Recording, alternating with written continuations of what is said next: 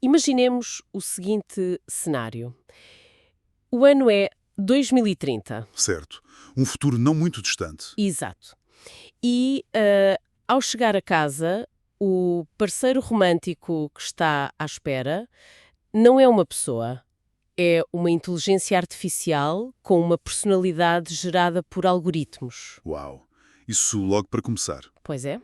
E o melhor amigo, aquele a quem se desabafa sobre as frustrações do dia, é um pequeno dispositivo em forma de colar, que está ali sempre à escuta, a analisar o tom de voz. Uma vigilância emocional constante, no fundo. Completamente. E o senhorio já não é uma pessoa com quem se possa negociar uma renda, é apenas tipo uma aplicação de telemóvel gerida por um fundo de investimento que comprou metade do quarteirão. O que infelizmente já não soa assim tão irreal. Mebares, no trabalho, a supervisão é feita por um painel de controle digital, sabes? Daqueles que mandam uma notificação à meia-noite para avisar que as métricas de bem-estar produtivo estão baixas. Bem-estar produtivo. Que conceito assustador. É uma loucura.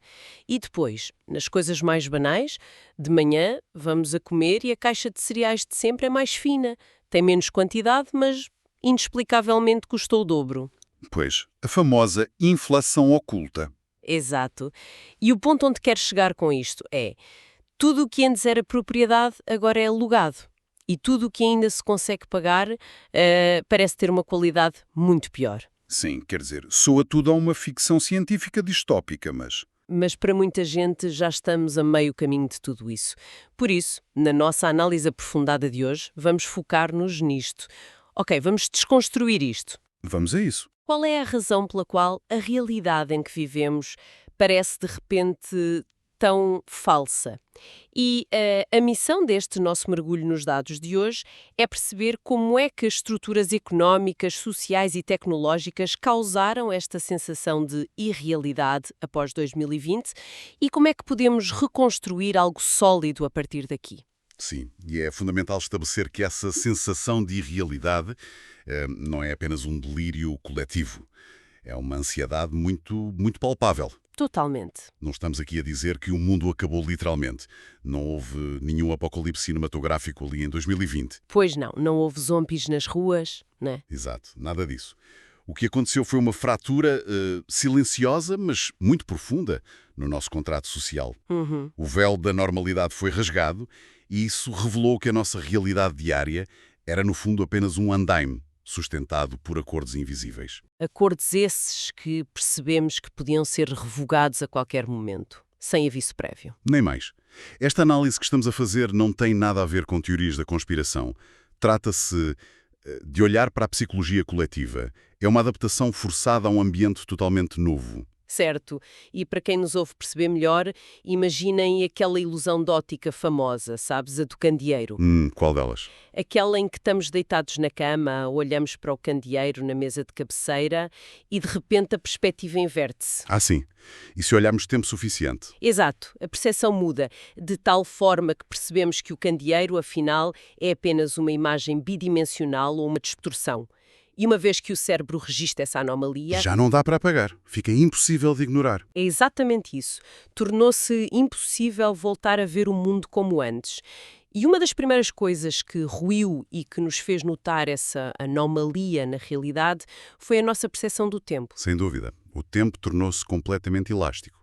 É que, se pensarmos bem, já passaram 6 anos desde o início daqueles primeiros confinamentos em 2020. 6 anos! Uau! Dito assim em voz alta até faz impressão. Faz, não faz. Mas, para a mente da grande maioria das pessoas, parece que foi, sei lá, 2 anos no máximo. Há aqui uma distorção gigantesca. E o que é fascinante aqui é que essa distorção temporal está extensivamente documentada, principalmente em situações de trauma coletivo ou de isolamento muito prolongado. Pois o cérebro não processa o tempo de forma linear, pois não? Não, nada disso. A passagem do tempo não é registada por nós como um relógio mecânico. O nosso cérebro mede o tempo através de eventos marcantes, daquelas rotinas partilhadas e, claro, da expectativa de futuro. Eu costumo pensar nisto usando uma analogia simples, tipo o disco rígido de um computador. Ok, estou a seguir. Como assim? O cérebro humano registra o tempo criando fecheiros novos para momentos únicos e transições. Mudanças de estação, formaturas, viagens diferentes, casamentos. Certo, os rituais que quebram a rotina. Exatamente. Mas quando fomos privados desses rituais de passagem todos, o cérebro deixou de ter fecheiros únicos para guardar. Pois, não havia nada de novo para arquivar? Nem mais. Então, ele simplesmente pega em todos esses dias idênticos passados nas mesmas quatro paredes, a olhar para os mesmos ecrãs, e comprime tudo numa única, minúscula pasta zip. Uma pasta zip de 6 anos? Exato. Aquilo que foram 6 anos de calendário foi comprimido numa pasta mental que parece ter o tamanho de 2. Uma massa contínua e perfeitamente estranha. E o que agrava tudo isso, o que tornou essa compressão ainda mais sufocante, foi que, quando a nossa realidade temporal começou a desmoronar, o instinto humano natural foi olhar para cima, não é? Para as instituições. Sim, olhámos imediatamente para as instituições em busca de ancoragem, de orientação, perante uma incerteza total. Mas foi aí que o andaime cedeu mesmo de vez. Cedeu completamente. Porque a promessa inicial era simples. 15 dias para abrandar a propagação. E esses 15 dias transformaram-se em meses e depois em anos de restrições que iam e vinham. As regras do jogo e as balizas do que era considerado normal estavam constantemente a ser movidas. E, convenhamos, as mensagens contraditórias também não ajudaram em nada. Lembro-me bem do caso das máscaras. É o exemplo perfeito disto. Foi um dos momentos de maior confusão. Completamente. Numa primeira fase, a mensagem oficial era super clara. Não comprem máscaras. Argumentava-se que não havia provas de eficácia para o público geral e que os hospitais é que precisavam delas. E passado umas semanas, Passado poucas semanas, inverte-se tudo. Passam a ser muito recomendadas e, logo a seguir, estritamente obrigatórias para ir comprar pão. deixem-me só fazer aqui uma ressalva técnica importante sobre os dados que estamos a explorar. Força! É que, na verdade, a ciência é, por definição, um campo em constante evolução. O método científico baseia-se exatamente nisto: alterar uma posição quando surgem novos dados empíricos. Claro. E é isso que a torna fiável a longo prazo. Exatamente. A mudança de recomendação foi a ciência a funcionar. Mas o problema é a percepção humana. O cérebro do público, a braços com uma pandemia e cheio de medo, não processou aquilo como o rigor científico em ação. Pois não, processou como incompetência. O pior, reagiu com um instinto de sobrevivência mais básico, a dúvida e a desconfiança. Se as autoridades de saúde tinham a certeza absoluta de uma coisa na segunda-feira e a certeza do oposto na sexta, a confiança racha. Racha completamente. Especialmente quando, em cima dessa dúvida toda, as pessoas começaram a ver um choque de realidades brutal. Foi uma percepção de injustiça terrível. Essa desigualdade foi letal para a coesão social. Os dados sociológicos confirmam isso, porque de um lado tínhamos o cidadão comum a fazer sacrifícios impensáveis. Pessoas a assistir a funerais de pais ou avós através do ecrã de um tablet, casamentos cancelados, pequenos negócios a fechar portas para sempre. E do outro lado do ecrã? Do outro lado, víamos as elites e políticos a operar num universo completamente paralelo. O caso do Ministro da Saúde da Nova Zelândia é paradigmático. O que foi apangado a ir à praia. Sim, ele impunha as regras mais rigorosas ao país e no fim de semana ia passear de bicicleta e ir à praia com a família. E não foi caso único. O mundo esteve cheio de exemplos de festas luxuosas e jantares de gala das elites. E qual era a consequência para eles? Um pedido de desculpas ensaiado na televisão e umas multas que, para essas pessoas, eram trocos no fundo do bolso. E essa dualidade, essa dissonância visual foi o que quebrou o feitiço definitivo. Completamente, as pessoas sentiram-se gozadas. Transformou aquilo que deveria ser um esforço coletivo e solidário na sensação de que o cidadão comum estava só a ser controlado por um sistema hipócrita. E quando esse chão da confiança nas instituições desaparece, abre-se um buraco negro. É o vácuo perfeito para a desinformação. E foi exatamente o que aconteceu. O isolamento, a angústia financeira e essa quebra de confiança alimentaram uma explosão gigante de movimentos anti-ciência. Vimos isso acontecer em tempo real. E a nossa fonte aborda isto de forma muito neutra, que é importante salientar. Figuras como Robert F. Kennedy Jr. ganharam imensa tração, com plataformas gigantes a promover alegações que, do ponto de vista científico, são refutadas, como a ideia de que o Tylenol causa autismo. O que, lá está, os dados e os cientistas desmentem categoricamente. Exato. Mas a questão sociológica aqui não é sequer sobre a veracidade dessas alegações específicas. É sobre o facto de que se criou um público tão desiludido e tão desconfiado do sistema. Que estão prontos a agarrar-se a qualquer narrativa que desafie o discurso oficial. Nem mais. Foi o que vimos com o crescimento brutal das posições anti-vacinas mal começaram a surgir os mandatos legais. Foi uma reação instintiva. Uma defesa, não é? De quem sentiu que até a sua autonomia sobre o próprio corpo estava a ser retirada por entidades em quem já não confiavam. Exatamente. E enquanto as pessoas perdiam a fé no mundo físico e no sistema, Retiraram-se para onde? Para os ecrãs. para o mundo digital, E foi exatamente aí que a economia esfregou as mãos, não é? Aproveitaram a desorientação geral. Aqui é que as coisas ficam mesmo interessantes, porque a mudança nas regras económicas foi estrutural. Assistimos a uma transferência de riqueza absolutamente histórica. uma das maiores de sempre em tão pouco tempo. Sem dúvida. Repara, enquanto o restaurante da esquina e o ginásio do bairro desapareciam sufocados por rendas que não conseguiam pagar de portas fechadas, as gigantes tecnológicas descobriram minas de ouro. Zoom, Netflix, YouTube, plataformas de entrega. Exato. Passaram a dominar totalmente a nossa atenção porque não tínhamos para onde fugir. E essa dinâmica ajuda-nos a desconstruir a falha de um modelo económico que nos prometeram durante décadas. A ideia do trickle-down economics. Aquela teoria de que se as empresas no topo ganharem muito, a riqueza vai escorrer até à base da pirâmide, certo? Sim, a teoria dizia que lucros gigantescos das grandes corporações iam traduzir-se em melhores salários, mais contratações, mais prosperidade para todos. E o que é que os dados nos mostram? Que o mecanismo falhou redondamente na prática. Estas empresas apresentaram lucros absolutamente recorde para satisfazer os acionistas. E o que fizeram a seguir? Despediram dezenas de milhares de trabalhadores. Pois, especialmente no setor tecnológico, assim que os confinamentos acabaram. Exato. Usaram o argumento de reestruturações de eficiência e, mais recentemente, a introdução da inteligência artificial para justificar os cortes. Mantiveram as margens de lucro intocáveis à custa do trabalhador. E, para quem não perdeu o emprego, o impacto chegou de formas muito irritantes e muito mais subtis no dia-a-dia. No consumo. Sim. Lembras-te da caixa de cereais que mencionei no início? É a famosa shrinkflation, onde o produto encolhe, a caixa traz mais ar, mas o preço continua a subir. É revoltante. É. Mas depois há uma outra tática que a análise de hoje destaca, que é ainda mais desgastante, a chamada skimpflation. A skimpflation é uma estratégia brilhante do ponto de vista puramente corporativo, mas absolutamente destrutiva para a sociedade. Como é que funciona na prática? Para quem não está familiarizado com o termo. É a degradação silenciosa do serviço.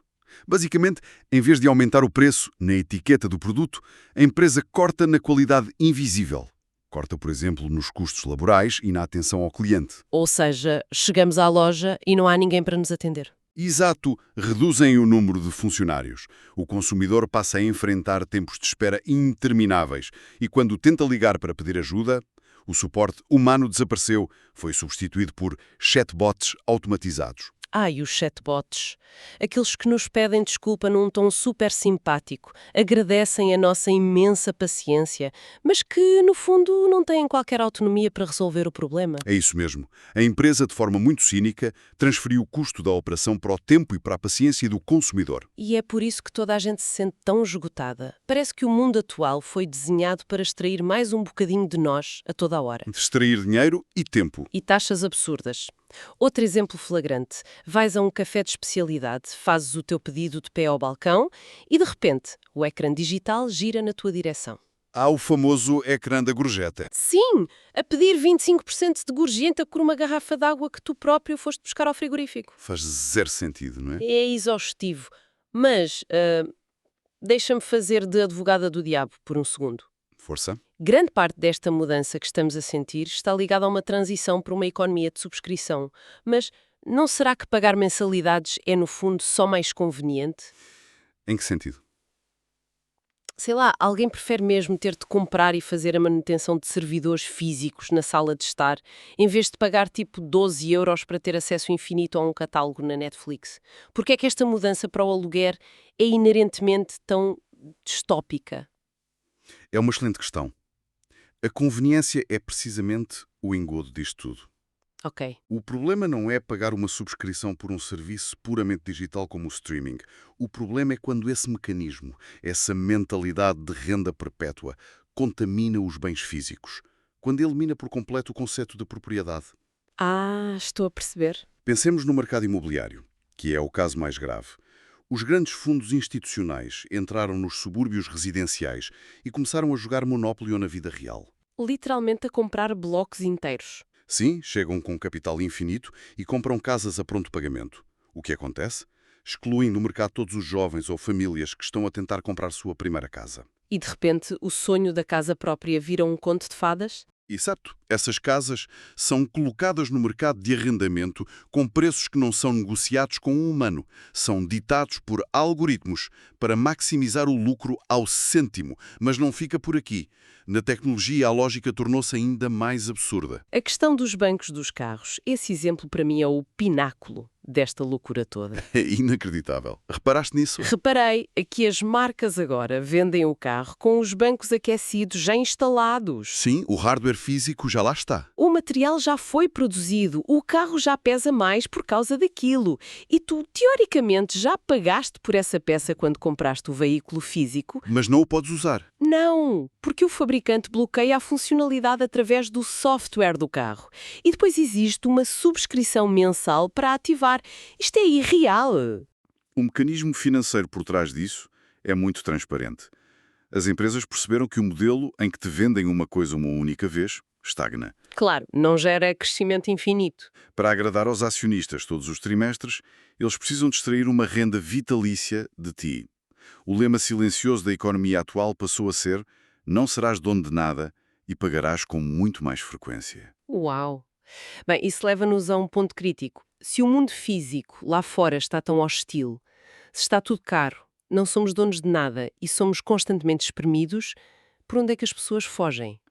Mais uma vez para os encrães. Pois, e a tecnologia, que nos confinamentos era tipo um analgésico necessário para falarmos com a família ou para conseguirmos trabalhar, agora é parte do problema. Tornou-se um vício estrutural. A nossa capacidade de atenção encolheu de tal forma que se estivermos 3 minutos na fila dos correios ou do supermercado sem pegar no telemóvel, parece uma tortura. Sentimos um desconforto físico. E esse mergulho compulsivo nos ecrãs conduz-nos diretamente ao chamado doom scrolling. E o que é fascinante perceber é que não é acidental. Isto é a biologia evolutiva a ser manipulada por engenheiros de software. Como assim? Explica lá isso da biologia. O nosso cérebro, nomeadamente uma parte chamada amígdala, evoluiu durante milhões de anos para detectar ameaças no ambiente. Sobrevivência básica, não é? Sim, na pré-história, se reparasses num arbusto a mexer, isso podia ser a diferença entre a vida e a morte por causa de um predador. Certo. Uma atenção gigante a estímulos negativos. Hoje, como sentimos ansiedade em relação à economia e ao mundo, abrimos as notícias para tentar ganhar controle. Só que as manchetes geram ainda mais ansiedade. Exato. E as redes sociais capitalizam nisso com o chamado rage bait. Conteúdo cirurgicamente desenhado para causar raiva. Tu entras à procura de informação e sais muito mais furioso e continuas a fazer scroll à procura de uma resolução. Resolução essa que nunca vai chegar. E enquanto nos afundamos nesse ciclo, isolamos-nos completamente da comunidade à nossa volta. A ironia disto tudo. E a cereja no topo do bolo, que as fontes hoje nos mostram, é que à medida que nos isolamos de humanos reais, começamos a tentar substituir esse afeto por inteligência artificial. A tal solidão artificial. Exato.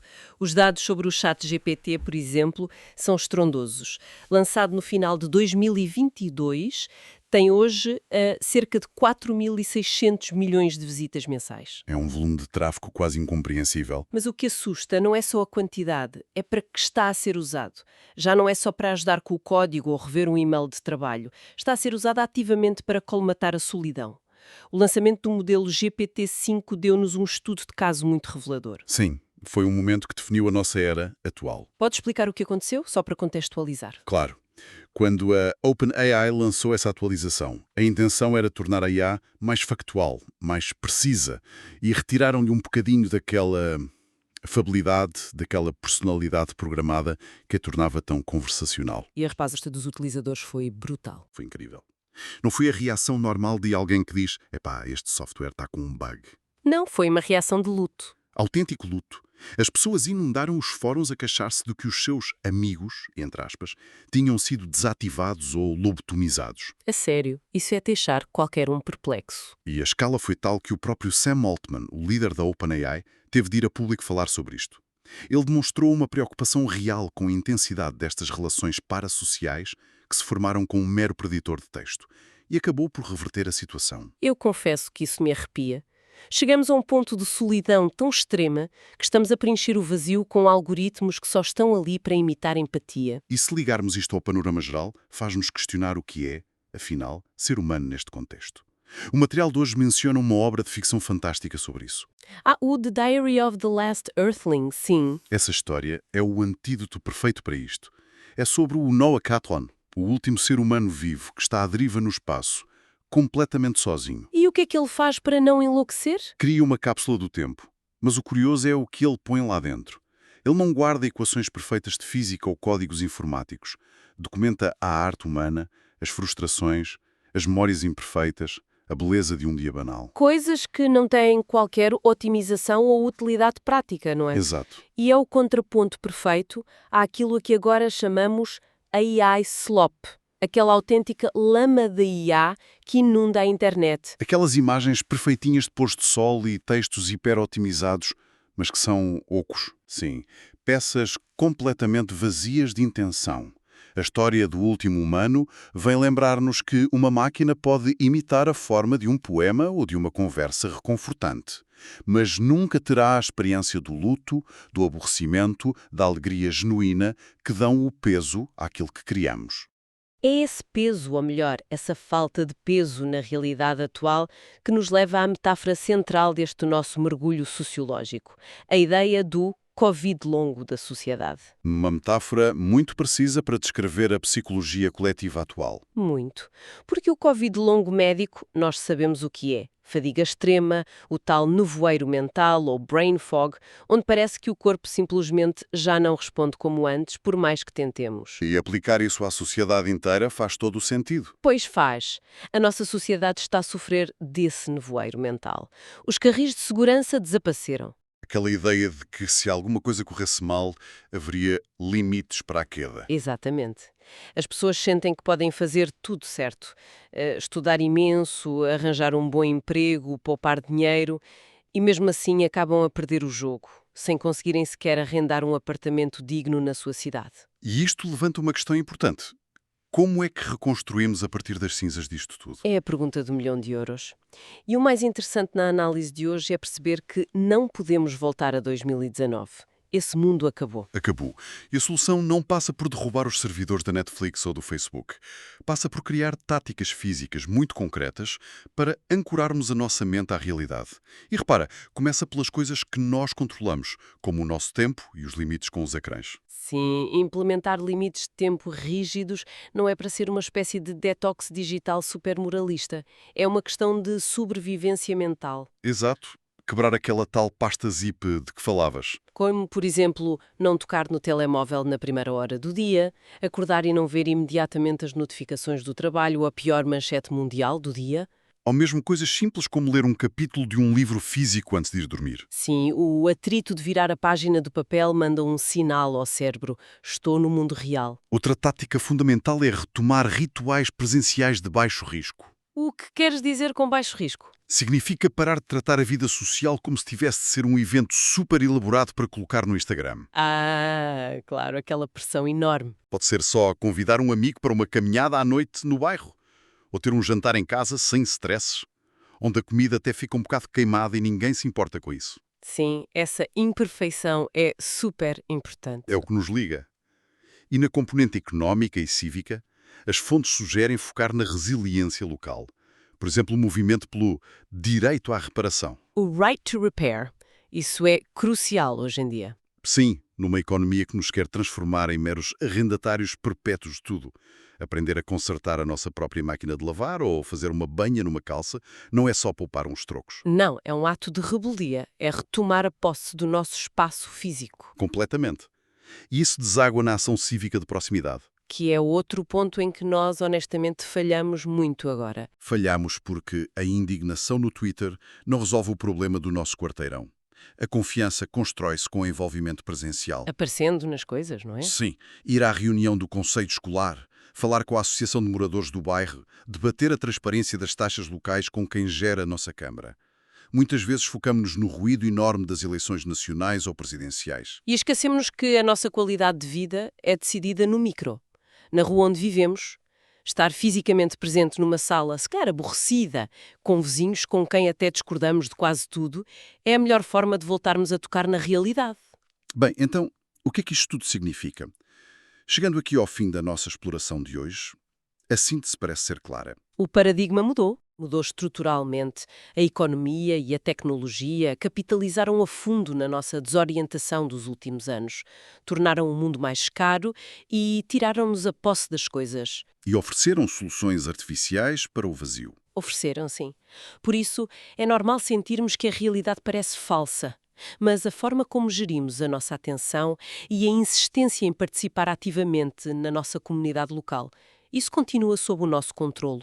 O caos pode estar aí, mas com as ações certas podemos ir apagando estas chamas. E para quem nos está a ouvir e a acompanhar esta análise profunda, deixo apenas um pensamento final, que talvez até seja um bocadinho irónico. Qual é? Se as grandes corporações continuam a tentar transformar todas as nossas necessidades físicas, desde a nossa casa até aos bancos do nosso carro, em subscrições digitais. E se a IA continuar a tentar substituir cada pequena interação humana? Exato. Será que, a longo prazo, a própria ineficiência humana, o tédio de não ter nada para fazer, o esforço de ir consertar um objeto avariado e a imperfeição caótica e genuína de um abraço real e de um encontro sem ecrãs, se vão tornar, na verdade, o artigo de luxo mais caro e mais inalcançável das próximas décadas? Fica a reflexão.